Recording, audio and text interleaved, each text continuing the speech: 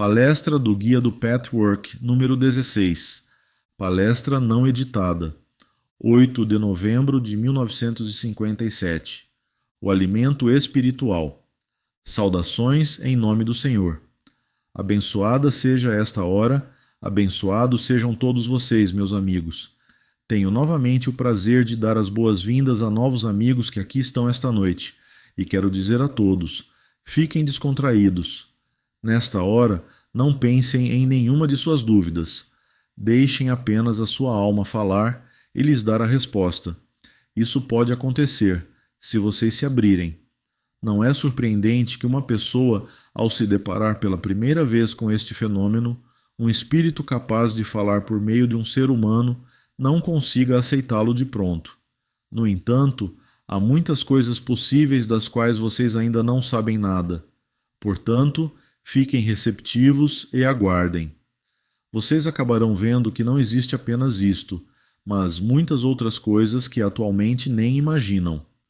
Vocês não somente serão capazes de aceitar intelectualmente, mas, na verdade, vão vivenciar tudo isso. E não apenas coisas que nada têm a ver com vocês pessoalmente, mas a sua vida mudará quando conhecerem determinadas verdades. Isso vai dar à sua vida direção e sentido, enquanto hoje, muitas vezes, vocês não sabem o que afinal é esta vida e por que vocês precisam passar por tantas agruras, tantas provações. No entanto, tudo isso tem um sentido.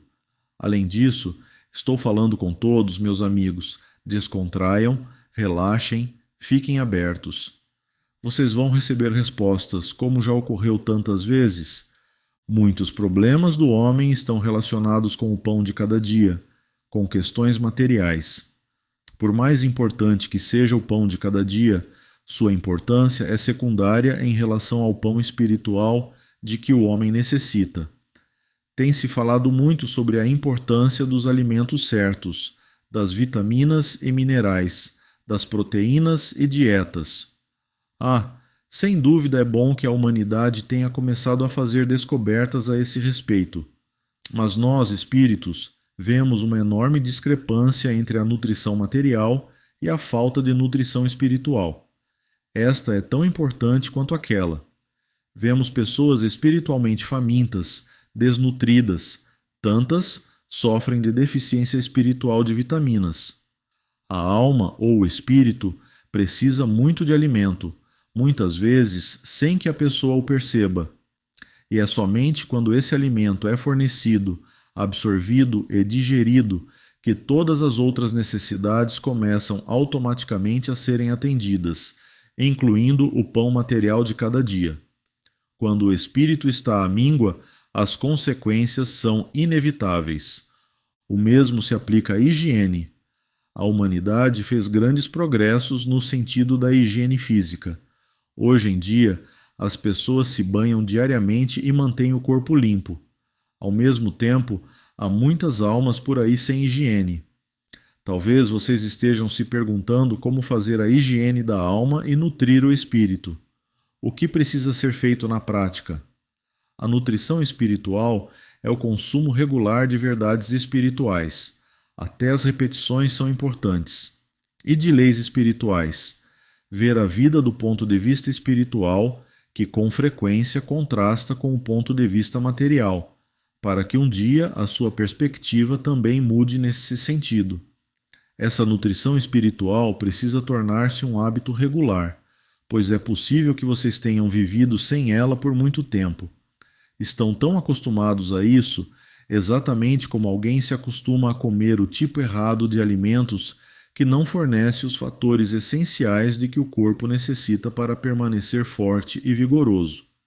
Pode-se viver um bom tempo assim, sem jamais ligar o efeito à causa. A pessoa fisicamente desnutrida se queixa de cansaço, fraqueza ou de outros sintomas físicos, sem pensar no motivo verdadeiro. O mesmo se aplica à pessoa espiritualmente desnutrida. Os problemas emocionais, a falta de paz interior e todos os outros sintomas dessa deficiência raramente são associados de modo consciente à sua causa.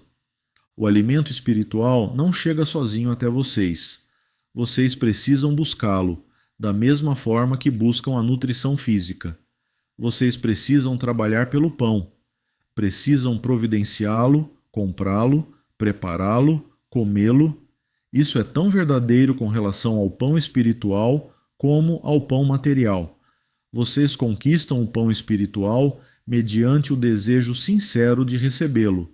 Vocês preparam o alimento espiritual buscando a fonte certa para vocês, depois de algum trabalho para consegui-lo. E vocês o digerem refletindo e meditando sobre o que ouviram ou leram, procurando aplicar de alguma forma os ensinamentos ao seu caso, para que algo mude para melhor em seu íntimo. Portanto, a nutrição espiritual é, de um lado, ouvir palestras, ler a literatura adequada e conversar sobre o assunto com pessoas que sabem mais que vocês. E, por outro lado, a nutrição espiritual também é a prece e a meditação da maneira correta. Também neste caso é preciso lutar consigo mesmo para vencer a resistência. Sempre existe uma voz que diz: estou muito cansado, não estou com vontade, não faz mal se eu não fizer isso hoje. Que diferença fará? Por que Deus iria se importar se eu orar para Ele hoje? Não, meus amigos, Deus não se importa, mas a sua alma e o seu espírito vão morrer de fome. Se vocês se abrirem todos os dias, receberão a força e a luz que os mantém e os guiam no rumo certo. A limpeza da alma, que é igualmente importante, se não mais ainda, deve ser feita desta forma. Muitas vezes a pessoa não tem consciência de determinados defeitos e de atitudes, opiniões, reações emocionais. As pessoas trazem muitas dessas tendências desde tenra idade, devido a alguma influência em seu meio ambiente e devido a certos acontecimentos de sua vida. Tais atitudes podem ou não ter tido justificativa naquela época anterior, mas, no momento atual, são totalmente obsoletas e muito prejudiciais. No entanto, sem saber de sua existência e do dano que causam, as pessoas continuam mantendo inconscientemente essas antigas reações e continuam a reagir de determinada maneira por causa delas. Portanto, vocês precisam examinar a si mesmos, ver o que realmente pensam, o que realmente sentem, o que realmente querem. Assim, vocês fazem um inventário de suas tendências e correntes emocionais. Com esse exame, podem se livrar daquilo que não tem mais sentido para vocês e mudar as correntes emocionais de acordo com isso. Dessa forma, colocam sua alma em ordem e daí serão capazes de mudar a direção de sua vontade, quando necessário. Poderão até mudar seus desejos depois disso. É somente quando fizerem isso conscientemente que poderão identificar esses vários sentimentos, desejos, atitudes, etc. Nesse momento, vocês serão capazes de verificar, com a nutrição espiritual que absorverem do exterior, se essas tendências estão de acordo com as leis espirituais. Vão verificar se violaram alguma lei espiritual no passado de maneira totalmente inconsciente devido à direção interior errônea. Quando essas tendências inconscientes estão presentes em vocês, elas geram muito dano, geram conflito, geram uma desordem em seu íntimo. Aí temos a alma não limpa ou não higiênica. É assim que a vemos. Há muita coisa aí que não deveria estar, que deveria ser lavada, colocada para fora. Limpem a alma como vocês limpam o corpo. E isso deve ser feito todos os dias. Todos os dias recapitulem o dia que passou e examinem suas reações aos diversos episódios ocorridos naquele dia. Esta é a única forma de limpar o espírito, a alma. Somente assim ficarão abertos e receptivos ao alimento adequado, para poderem crescer espiritualmente todos os dias. Com esta atitude, nada que aconteça poderá deprimi-los. Esta é a verdade, meus amigos. Nem as coisas desagradáveis da vida terão o poder de abatê-los, pois serão capazes de aprender mais sobre si mesmos e sobre a lei espiritual, sobre a verdade divina, o que ainda precisam conseguir e o que já conseguiram. As suas falhas, que são inevitáveis, darão a vocês força no lugar de fraqueza, quando se encararem diariamente dessa maneira e considerarem as falhas pensando assim: o que posso aprender com elas? O que isso me mostra do que ainda preciso trabalhar no meu esforço de autopurificação? Nada que acontece na sua vida é bom ou mal em si mesmo. Não acreditem nessa falácia. A melhor coisa que pode acontecer a vocês poderia parecer um desastre num determinado momento, e será um desastre se estiverem com a atitude errada. E um acontecimento que parece muito propício pode se transformar em algo muito desfavorável se não tirarem dele uma lição espiritual. Portanto, tudo o que lhes acontece pode ser bom se fizerem com que seja bom, se usarem o acontecimento de um ponto de vista espiritual, se aprenderem com ele para poderem continuar a crescer espiritualmente, crescer para serem felizes. Esta é a única maneira que poderão comandar a própria vida, ao invés de serem escravos e comandados por ela. Está em seu poder. Está em suas mãos, se quiserem. Mas, muitas vezes, vocês não querem usar esse poder. Parece muito mais fácil ceder à depressão ou à desesperança, pois isso lhes permite serem passivos e consciente ou inconscientemente culparem o destino, as circunstâncias ou outras pessoas pelo que lhes aconteceu. Não, meus amigos, dessa maneira de fato se tornam escravos. Tornam-se dependentes de acontecimentos exteriores, sobre os quais não têm controle algum. Ao contrário, digam a si mesmos: se alguma coisa desagradável acontece, a resposta está dentro de mim, sua causa e sua solução. Orem nesse instante a Deus para ajudá-los a encontrar a resposta, com a vontade inquebrantável de se olharem de frente. Se fizerem isso, se superarem a resistência inicial, e a dificuldade está só nesse primeiro momento, obterão a resposta, tão certo como o sol sucede à chuva e como a vida sucede à morte. Isso trará uma grande felicidade para suas almas. Uma felicidade como até então não conheciam, porque não há outra felicidade comparável àquela que a pessoa tem quando conquista a si mesma, quando decide: não serei mais um escravo.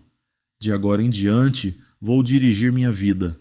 Para tanto, preciso, em primeiro lugar, encarar o que há dentro de mim que pode não me agradar ou não me deixar à vontade. É difícil apenas no primeiro instante da decisão, e não depois que continuam em frente. O homem tem muito mais poder do que pensa. A força de vontade que jaz em seu íntimo, ainda não desenvolvida, é algo que vocês nem imaginam, meus amigos, nenhum de vocês. Como a força de vontade é muito importante na vida de uma pessoa, vou falar dela agora. Em primeiro lugar, quero dizer que não existe pessoa viva que não tenha força de vontade. Isso não existe. Quem diz, sou fraco, não tenho força de vontade, está enganando a si mesmo, porque lhe parece muito mais fácil ser comandado em vez de comandar sua vida, em vez de assumir a responsabilidade sobre tudo que lhe diz respeito. Trata-se apenas de desenvolver a força de vontade. A segunda questão é em que direção se deve desenvolver a força de vontade. Para todos que dizem que não têm força de vontade, é bom saber que usam constantemente essa força de vontade, sem perceberem. Vocês a usam subconscientemente e com frequência na direção errada, porque ela é usada de maneira inconsciente, ao invés de consciente. Há muitas pessoas que dizem que tudo o que uma pessoa quer, ela pode conseguir. Isso é mais ou menos verdade. Mas, se o que querem é de fato o melhor, isso já é outra história. Portanto, a pessoa que quer, acima de tudo, crescer espiritualmente e se aproximar de Deus, precisa examinar o direcionamento de sua força de vontade. Tal exame deve ser feito à luz da lei espiritual e da verdade. Como eu disse há algum tempo, há correntes provenientes do eu superior, que muitas vezes são distorcidas pelo eu inferior. Prometi que falaria sobre isso mais explicitamente. Este é um bom exemplo, porque a força de vontade é, em si mesma, um patrimônio valiosíssimo. De fato, sem ela não pode haver progresso espiritual nenhum. Portanto, a força de vontade provém do eu superior. Ela permanecerá uma pura corrente de luz e força limpa enquanto é usada para uma finalidade espiritual, para o crescimento espiritual, para Deus, com Deus, em Deus. No momento em que a vontade consciente a utiliza na direção errada, ela é distorcida pelo eu inferior e se transforma numa força impura. Vamos tomar, por exemplo, um criminoso.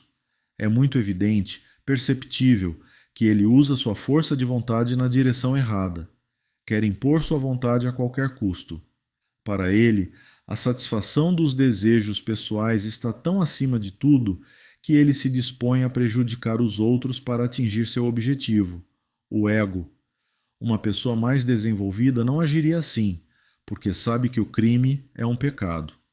No entanto, também ela pode usar a força de vontade no sentido errado, embora inconscientemente e, claro, não em atos que claramente prejudicam os outros, mas em sentimentos e reações interiores, que também colocam em primeiro plano a satisfação do ego. Isto constitui uma violação da lei e tem consequências em termos de desarmonia interior e ou conflitos exteriores. Todo esse procedimento fica no subconsciente porque essa pessoa de alguma forma sabe que o que quer é errado, mas não está preparada para renunciar a seu desejo. Quer realizá-lo apesar de tudo. Portanto, a força de vontade continua a fluir na direção errada, sem a percepção consciente. Em muitos casos, este é um fator muito importante nas pessoas emocionalmente perturbadas. Tudo isso não tem relação com o crime ou o pecado na acepção ampla. Existem pecados e pecados. É apenas uma questão de grau. Tudo que se desvia da lei espiritual é pecado, ou ignorância, se quiserem, é a mesma coisa. Pois bem, é comum uma pessoa querer muito alguma coisa que não constitui um pecado reconhecido. Pode até mesmo não violar as normas reconhecidas da ética da sua sociedade. No entanto, o que ela quer pode ser errado para ela, para a sua vida. Poderia ser certo para outra pessoa, porque o pecado ou a violação da lei espiritual não é apenas algo estabelecido em geral, igualmente para todos, mas também algo muito pessoal que difere para cada pessoa. Para uma pessoa, tornar-se escritor pode ser seu destino, pode ser a melhor maneira de cumprir as tarefas que deve cumprir nesta vida. Outra pessoa, ao tornar-se escritora, pode ter deixado de lado a tarefa que realmente veio cumprir. Vocês não podem dizer que tornar-se escritor é um pecado, mas para aquela pessoa específica pode ser a coisa errada. Se ela usar cegamente sua força de vontade, vai se tornar escritora, mas não será feliz, porque vocês só podem ser felizes se cumprirem a tarefa que assumiram para esta encarnação. E todos têm uma tarefa, meus amigos. Todos. Estejam no ponto em que estiverem, existe uma tarefa, quer tenham uma família ou vivam totalmente sós. Mas não olhem muito adiante ao procurar descobrir a tarefa. Nem mesmo pensem primeiro em outras pessoas que vocês gostariam de ajudar. Vocês poderão fazer isso também com certeza, mas somente depois que encontrarem a si mesmos. Antes de poderem cumprir uma tarefa com outras pessoas, precisam cumprir a tarefa interior. Isto significa obter desenvolvimento espiritual, purificação, todo o autoconhecimento que for possível de acordo com a sua força e desenvolvimento. Dessa forma estarão no caminho certo e já estarão cumprindo parte da sua tarefa, seja qual for o restante dela. Se começarem com vocês mesmos, o restante virá até vocês sem precisar mover um dedo, posso assegurar. Comecem com vocês mesmos. Voltando à questão da força de vontade, o mais importante para usar a força de vontade na direção certa é a pessoa dizer, antes de tudo, de uma vez por todas, seja qual for a vontade que houver dentro de mim, vou usá-la de acordo com a vontade de Deus. Ao fazerem isso, meus amigos, a força de vontade que já existe em vocês muitas vezes vai mudar de curso. E mesmo que a princípio não gostem, fatalmente ficarão contentes, porque Deus sabe melhor que vocês o que é bom e o que lhes proporciona mais felicidade. Subitamente, todos os seus problemas desaparecerão, isso eu garanto. Para aqueles cuja força de vontade ainda está em grande parte latente, subitamente ela irromperá como uma força limpa que jamais suspeitaram existir em seu íntimo. Todo o cansaço, toda a fraqueza, todo o desgaste, físico ou emocional, desaparecerão, embora passassem despercebidos, se vocês disserem com sinceridade que colocam a vontade de Deus acima de tudo o mais, se prometerem a Ele e mantiverem a promessa, se disserem e vivenciarem o seguinte: a força de vontade que eu tiver, seja qual for, será usada de acordo com a tua vontade. Este é o início da mudança de vida para melhor. Este é o alicerce. Se não se esquecerem disso e agirem assim, embora muitas vezes pareça muito mais tentador satisfazer sua própria vontade. Vocês gostam de pensar: por que Deus teria algo contra eu agir desta ou daquela forma? É uma coisa tão pequena, não pode fazer nenhum mal, não pode fazer nenhuma diferença. E depois, é claro, vocês nem querem esperar para descobrir a resposta, porque já optaram pela resposta que preferem. Assim, colocam a sua vontade acima da vontade de Deus. Não existem coisas pequenas e grandes, meus amigos. O que parece enorme para vocês pode ser muito pequeno em termos da verdade absoluta, e vice-versa. A coisa mais ínfima pode ser um degrau para a coisa maior e mais importante. A coisa mais ínfima pode ser um sintoma muito significativo, a chave de todos os seus problemas. Não passem por cima dela, não a desprezem. E acreditem que o que Deus quer é necessariamente melhor do que sua visão curta permite entrever, mesmo que signifique um pequeno sacrifício a princípio. Quando vocês colocam a vida verdadeiramente nas mãos de Deus, quando se entregam a Ele, inevitavelmente ficam felizes. Simplesmente não há alternativa. É a única consequência possível. Mas isso muitas vezes leva a uma porta que parece ser um sacrifício naquele momento, quando o seu olhar ainda está turvo. Mas depois não conseguirão entender a si mesmos.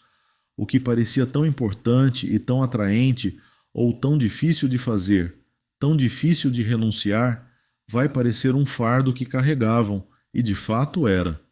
Pois tudo que os separa de Deus é um fardo. Tudo, meus amigos. Quando mobilizam sua força de vontade para usá-la acima de tudo, de acordo com a vontade de Deus, ficam com a combinação certa de atividade e passividade, de iniciativa e desprendimento. Sempre que é correto usarem de força para lutar, para superar, para serem ativos, terão força suficiente para fazê-lo. Terão o apoio do mundo dos Espíritos de Deus para ajudá-los.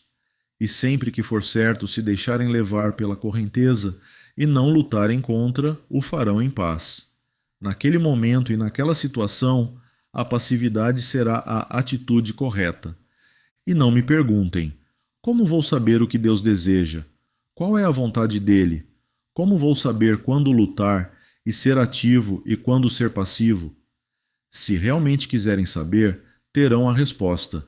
Se realmente quiserem saber, encontrarão tempo para meditar sobre o assunto em questão e perguntar a Deus.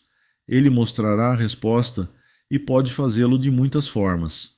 Já falei sobre isso outras vezes e não preciso repetir. O problema não é que não saibam qual é a vontade de Deus. O problema reside unicamente em querer realmente saber qual é a vontade dele, em decidir cumprir a vontade dele, mesmo que seja aparentemente contra seu interesse neste pequeno momento atual.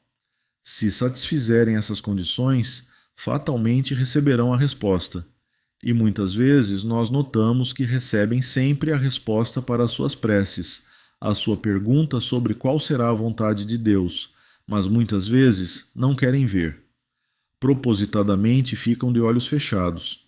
Meus queridos amigos, apenas na primeira vez é muito difícil fazer isso, realmente entregar a vida a Deus com tudo que isso implica. Depois que tiverem feito isso e sentido a paz e a alegria, Nunca mais será difícil, porque terão adquirido confiança. E por que é tão difícil da primeira vez? Porque resta uma dúvida em seu íntimo. Talvez a vontade de Deus me faça infeliz. Se vocês se examinarem com sinceridade, vão ver que esta é a razão que os leva a hesitar em realizar esse procedimento simples. Existe a chave para tudo. E agora, meus queridos, podemos passar às perguntas.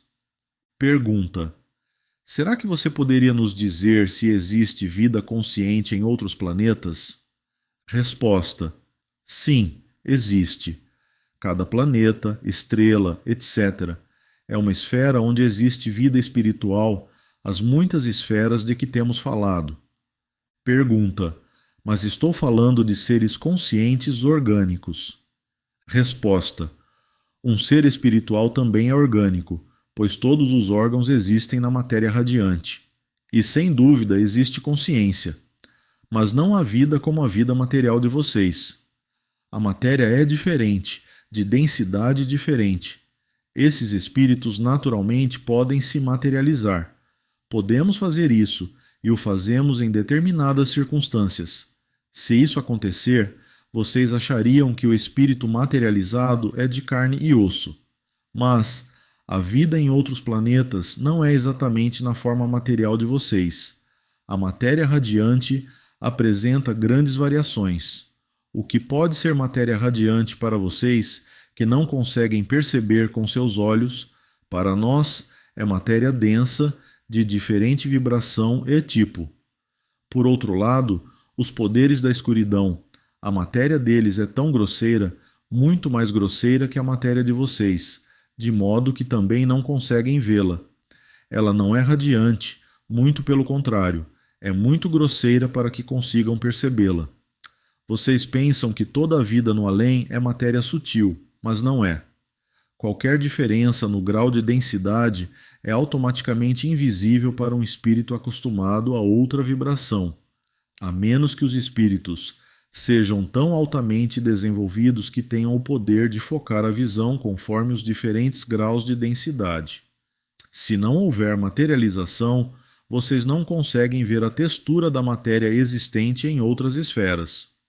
Pergunta: se sentirmos uma súbita sensação de felicidade ou uma fragrância agradável ocasional, isso significa que existem espíritos harmoniosos à nossa volta? Resposta: sem dúvida. Quando esses espíritos harmoniosos chegam muito perto de vocês, fatalmente existe também um motivo, por exemplo, uma vitória interior. Nada acontece sem uma causa e efeito. A percepção da fragrância é mais que isso, é uma experiência espiritual, um sinal. Esse sinal é dado para incentivar a seguir naquela direção, ou pode ser um lembrete para trilhar este caminho. De qualquer forma, é um sinal de graça. Significa ajuda e força para facilitar a próxima vitória. Pergunta: será que eu estou avançando espiritualmente? Resposta: preciso de um pouco de tempo. Sim, sem dúvida, meu amigo. Você está avançando, mas precisa reexaminar alguns fatores dos quais ainda não tem consciência. Depois que o fizer, você verá tão claramente seu grau de desenvolvimento espiritual que não precisará mais perguntar, porque todos esses problemas serão resolvidos. Enquanto esses problemas ainda estiverem presentes, significa que existem alguns fatores, como eu disse, que você não reconheceu, não examinou do ponto de vista adequado. Mas a sua vontade de se desenvolver espiritualmente, a sua busca é uma coisa maravilhosa e permitiu que você caminhasse até este ponto e ter condições de ouvir o que tenho a dizer. Está entendendo? Pergunta: não é concebível que um ser humano faça um erro em boa fé quanto à vontade de Deus? Resposta: sim, isso pode acontecer por algum tempo, mas não quando você chega ao estado que mencionei. Certamente, pessoas que não recebem a nutrição espiritual adequada podem, mesmo assim, estar dispostas a seguir a vontade de Deus, mas elas não sabem como descobrir, ou não têm paciência de esperar a resposta, ou então Não percebem que, de fato, já veio uma resposta. Portanto, podem cometer erros. Mas quando vocês, meus amigos que ouvem ou leem estas palestras, têm os requisitos necessários para descobrir da maneira certa, vocês têm muito mais responsabilidade e não podem deixar de receber a vontade de Deus, se estiverem realmente abertos. Estar realmente aberto significa que, antes de tudo, estão prontos para ouvir aquilo de que menos gostam. Com esse tipo de abertura, vocês colocam seu destino e sua vida nas mãos de Deus e recebem a resposta. Nesse caso, não pode haver dúvidas. E nesse caso, vocês não cometem erros nunca. Vocês podem perguntar 2, 3, 4 vezes, se não tiverem certeza da primeira vez, se foi realmente uma resposta e não uma coincidência. E a resposta virá novamente, talvez de maneiras diferentes, por meio de outra pessoa, através de um sinal, por meio de algum acontecimento, pela voz interior, em um sonho, talvez pela sensação de iluminação, esse profundo conhecimento que nada consegue abalar. De muitas maneiras receberão a resposta. É claro que cometerão erros se derem atenção superficial ao assunto. Se pensarem no assunto com muita superficialidade e não esperarem realmente pela resposta. Mas, se agirem com sinceridade e se abrirem, perguntarem repetidamente e esperarem pela resposta, não haverá erros. Pergunta: nós podemos nos lembrar da identidade atual na vida futura e trabalhar os problemas antigos? Resposta: se vocês vão se lembrar da vida atual na próxima, depende muito de cada um. É verdade que, nos tempos que estão por vir, quando a espiritualidade estiver muito mais desenvolvida, muitas pessoas vão conseguir se lembrar das vidas anteriores, coisa que não conseguiam fazer até então. Mas nem todos serão capazes. Vejam, há pessoas hoje que conseguem, ao longo do seu desenvolvimento, lembrar algo de uma vida anterior. Elas recuperam essa memória. À medida que o desenvolvimento avança mais e mais, a cortina se levanta. Portanto, é possível hoje e será ainda mais possível no futuro. Isso é determinado apenas pelo desenvolvimento de cada um. Quanto mais desenvolvida a pessoa, mais ela se esforça para atingir a perfeição e trabalhar a espiritualidade, e mais é capaz de saber o que foi em encarnações anteriores. Nesse caso, o conhecimento é usado para uma boa finalidade. Quanto aos problemas, você tem toda a razão. Você lida exatamente com os mesmos problemas, vida após vida, até chegar a resolvê-los. Quando você não resolve um problema nesta vida, ele se repete na próxima, mesmo que em outras circunstâncias. Você pode viver num país diferente, ter outro padrão de vida, mas os problemas virão enquanto não tiverem sido resolvidos por você. E o que são os problemas? Nada mais que materializações de suas falhas. Quando você purificar suas falhas, os seus problemas desaparecerão. E quando você não o faz, seus problemas reaparecem sob outras formas, mas eles ainda reaparecem na sua próxima vida. Pergunta: nos escritos de Johannes Grever, ele fala sobre o Velho Testamento, quando grandes homens como Moisés, por exemplo, perguntam aos espíritos sobre decisões que devem tomar. Se começar uma guerra, venceremos ou não? Mas nos ensinam que devemos tomar nossas próprias decisões, e essas pessoas eram muito mais avançadas do que nós, do ponto de vista espiritual. Resposta: essas pessoas estavam muito preocupadas em cumprir a vontade de Deus, o que também é uma decisão, às vezes a mais difícil de todas. Que elas tenham perguntado a um espírito em vez de usar seus próprios canais pessoais nesses casos, com relação ao bem-estar de seu povo, foi por um motivo bom e forte. Os outros talvez não acreditassem em seu líder, se ele dissesse que tinha chegado pessoalmente à resposta. Essas pessoas acreditavam muito nos espíritos de Deus e aceitavam seu testemunho. Se pudessem ouvir pessoalmente, ficavam satisfeitas, mas talvez não acreditassem em uma pessoa isolada. Portanto, nas questões relativas ao bem-estar geral, os espíritos eram consultados.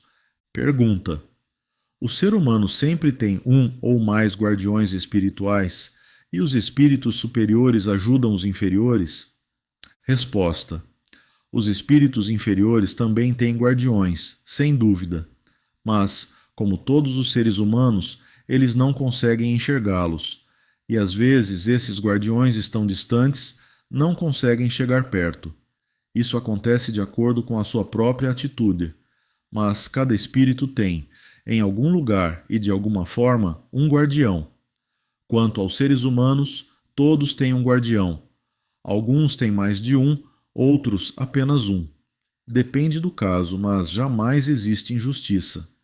Às vezes, um espírito guardião é mais poderoso que 3 ou 4. Uma pessoa que tem mais a realizar fica com espíritos guardiões mais poderosos do que aquela que vive o dia a dia sem desejar progredir espiritualmente. Portanto, tudo isso é decidido com muita justiça, mas cada um tem no mínimo um espírito guardião.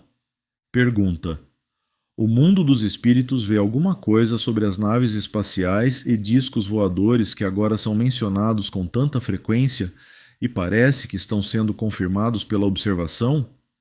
Resposta: não tenho autorização para dar informações a esse respeito.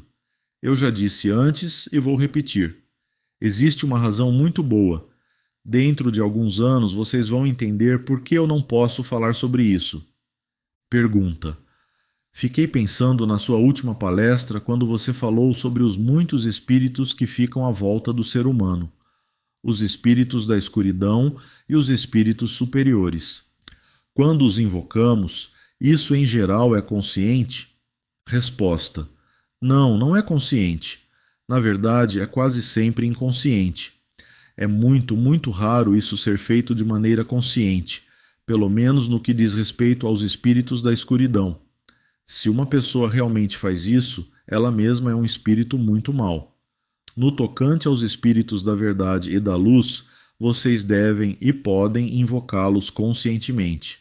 Mas, mesmo se não o fizerem, no momento em que superam uma falha, lutam contra o eu inferior, desejam acima de tudo cumprir a vontade de Deus, vivem de acordo com a lei divina, vocês emanam uma substância que atrai esses espíritos da luz. Da mesma forma, quando vocês cedem ao eu inferior, violam a lei divina, vocês emanam uma qualidade que atrai, como um imã, os espíritos da escuridão. Quando, por exemplo, vocês irradiam raiva, atraem para si um espírito da raiva. Quando irradiam egoísmo, atraem um especialista nessa área, que incentiva vocês a intensificarem esse defeito, e assim por diante. O que sai de vocês é atraído para vocês. O semelhante atrai o semelhante. Pergunta: existe uma atividade recíproca nessa atração? Resposta: sim. Pergunta: dos dois lados? Resposta: dos dois lados, sem dúvida. E não apenas essa atividade recíproca, mas também aprendizado. Veja, com os espíritos da escuridão acontece assim. Eles cumprem uma tarefa no mundo da escuridão quando levam a melhor sobre uma pessoa, principalmente com as pessoas que amam a Deus. Eles têm um grande interesse em afastá-las de Deus. Os ateus, os criminosos, com esses eles não precisam se preocupar, já estão do lado deles mesmo. Mas as pessoas que amam a Deus, que buscam Deus, essas os espíritos da escuridão, têm particular interesse em conquistar, em fazê-las ceder à fraqueza. Eles conseguem recompensas especiais no mundo deles por esse trabalho. E sabem muito bem que não podem conseguir nada, inspirando essas pessoas a fazerem coisas perversas, alheias à sua natureza. Mas podem conseguir com os defeitos aparentemente inofensivos que atraem essas pessoas devagar, mas firmemente para ter escuridão, depressão, o desprezo por si próprias e, portanto, para longe de Deus. Não é tanto por causa da falta em si, mas porque essas pessoas ficaram desgostosas consigo mesmas e assim podem desistir totalmente da luta. Eu digo constantemente que tropeçar sempre na mesma falha não é mal, desde que ela seja reconhecida e a pessoa aprenda com ela e a encare com a atitude certa e construtiva. De fato, não há progresso possível sem esse tropeço. Sem ele, nada que esteja profundamente arraigado pode ser superado. Mas, quando esse tropeço é acompanhado por uma atitude de desesperança e desprezo por si mesmo, as nuvens ficam cada vez maiores. A pessoa fica mais e mais envolvida com os respectivos espíritos sombrios, com o mundo todo da escuridão. Vocês não precisam cometer um crime para viverem no mundo da escuridão. Existem outras vibrações que surtem o mesmo efeito. Por outro lado, se a pessoa não é um instrumento desses poderes da escuridão, ela luta. E isso só pode ser feito se ela conhecer extremamente bem seus defeitos, pois só pode ser tentada pelos espíritos sombrios através dos defeitos. E vocês sabem o que acontece com o espírito sombrio? Ele ascende no seu desenvolvimento, ele aprende não diretamente, não imediatamente, porque ele ainda está tanto na escuridão que a princípio só reconhece a derrota. Essa derrota custa a ele um lugar no seu mundo. Se ele sofrer derrota após derrota, chegará a um ponto em que começará a sofrer. Somente esse sofrimento vai levá-lo para perto de Deus, porque somente então ele vai se voltar para Deus como uma espécie de último recurso, em total desespero. Enquanto ele tiver vitórias no seu mundo da escuridão, tiver força e poder, ele não se voltará para Deus. Portanto, cada vitória de cada ser humano, a menor vitória, desencadeia uma enorme reação em cadeia no universo, com muitos outros seres que vocês nem sabem que existem. Meus amigos, se pudessem saber o quanto conseguem com a vitória, não apenas com relação a si mesmos e o seu ambiente imediato, mas também para muitos outros espíritos, realmente se esforçariam muito mais. Não são somente esses espíritos malignos que são afetados pela vitória de vocês, mas também os espíritos errantes que não pertencem a lugar nenhum. É comum eles estarem à sua volta e aprenderem com as suas vitórias, de forma muito mais direta que os espíritos sombrios. Assim, quando vocês dominam a si próprios, é de fato parte integrante e vital do grande plano da salvação. Vocês passam a ser soldados ativos na luta, soldados da linha de frente. O soldado da linha de frente precisa de melhores armas, mais força e melhor proteção do que aquele que luta na retaguarda. Essas armas e essa força são proporcionadas a vocês pelo mundo dos espíritos de Deus, na forma de orientação, iluminação, reconhecimento. E agora, meus queridos, vou retirar-me para o meu mundo. Abençoo cada um de vocês. Abençoados sejam os seus entes queridos. Abençoados sejam vocês. Aceitem a força que flui agora para vocês, para que possam resolver os seus problemas com Deus, em Deus. O direito autoral do material do guia do Pathwork é de propriedade exclusiva da Pathwork Foundation. O nome Pathwork pode ser utilizado exclusivamente pelas regionais autorizadas pela Pathwork Foundation.